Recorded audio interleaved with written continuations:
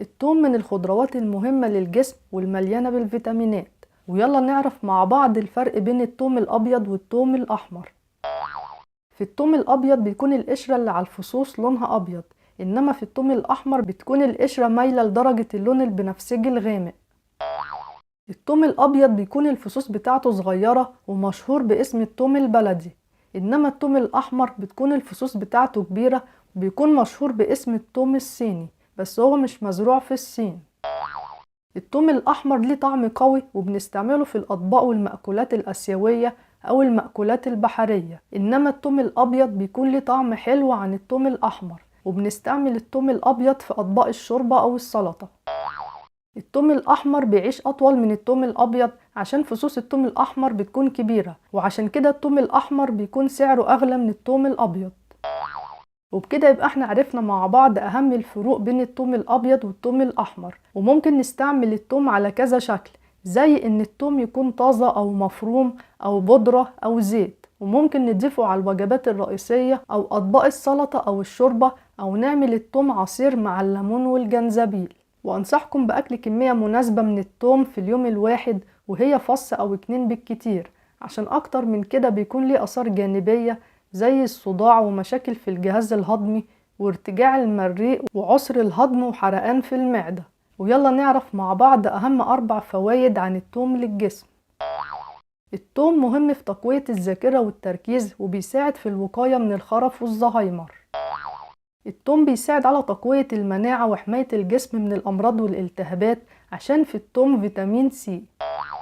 يعتبر الثوم مضاد حيوي طبيعي عشان بيقلل الالتهابات في الجسم زي التهابات المفاصل.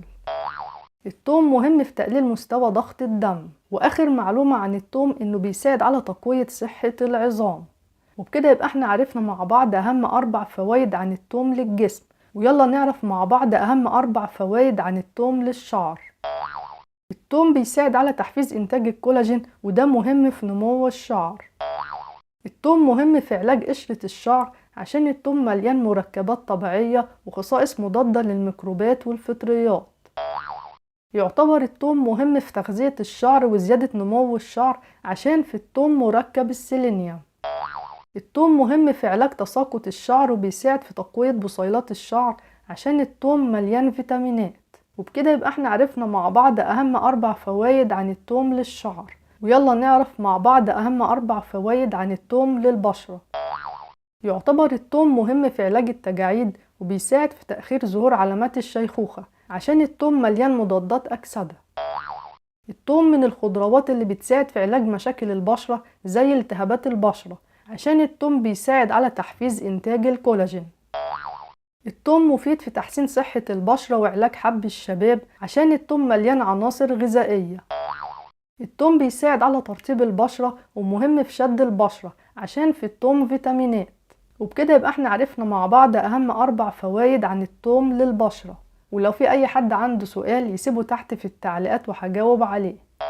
وبكده يبقى احنا عرفنا مع بعض أهم الفروق بين الثوم الأبيض والثوم الأحمر، وعرفنا كمان فوائد الثوم للجسم والبشرة والشعر. ولو عجبتكم الحلقة اعملوا لايك وشير للحلقة مع أصحابكم عشان يستفادوا، وما تنسوش تشتركوا في القناة وتفعلوا الجرس عشان يوصلكم كل جديد بإذن الله.